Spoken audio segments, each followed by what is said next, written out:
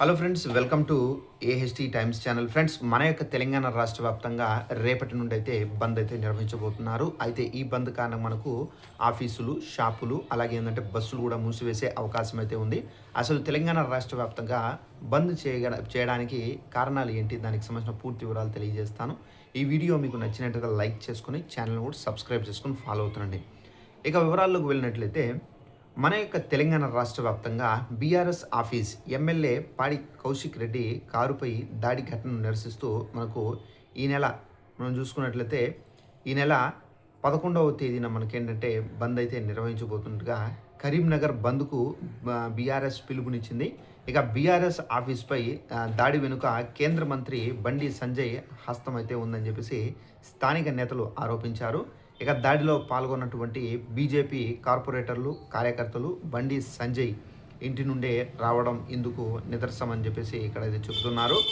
అటు అదే రోజు కేటీఆర్ కరీంనగర్కు రానుండడంతో జిల్లాలో రాజకీయ వేడి మరింత పెరిగింది. సో ఫ్రెండ్స్, చూసారు కదా, మన యొక్క తెలంగాణ రాష్ట్రంలో రీసెంట్గా మనకేంటంటే బీఆర్ఎస్ ఎమ్మెల్యే ఎవరైతే ఉన్నారో పాడి కౌశిక్ రెడ్డి గారి ఆఫీస్ ముందర ఏంటంటే కొంతమంది వచ్చి సో వారి యొక్క సంబంధించినటువంటి కారు అద్దాలు పగలగొట్టి వారిపైన దాడి చేయడం అయితే జరిగింది. సో ఇది బండి సంజయ్ గారే అయితే చేయించారని చెప్పేసి బీఆర్ఎస్ పార్టీ కార్యకర్తలు అయితే చెబుతున్నారు.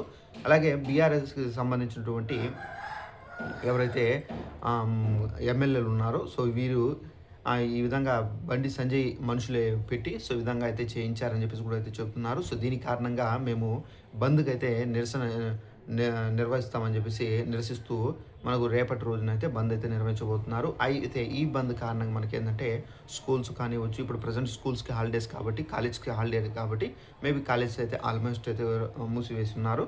ఇక మనకు బస్సులు కానివచ్చు, బస్సులను అయితే రోడ్లపైన నిలిపివేయడము, సో రాకపోకలను అయితే జామ్ చేయడము, అలాగే నెక్స్ట్ వచ్చేసి ఆఫీసులు, గవర్నమెంట్ ఆఫీసులు ఏదైతే ఉన్నాయో వాటిని అయితే క్లోజ్ చేయడము, ఇలా అయితే చేస్తారు. సో ఇది మనకు బస్సులు అనుకున్న టైంకి రాకపోవడము, ప్రయాణికులు చాలా వరకు అయితే ప్రాబ్లమ్స్ అనేది ఫేస్ చేయాల్సి అయితే ఉంటుందండి.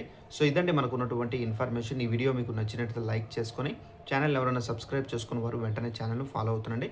ప్రతి చిన్న ఇన్ఫర్మేషన్ తెలియజేస్తూ ఉంటాను. Thanks for watching this video. All the best.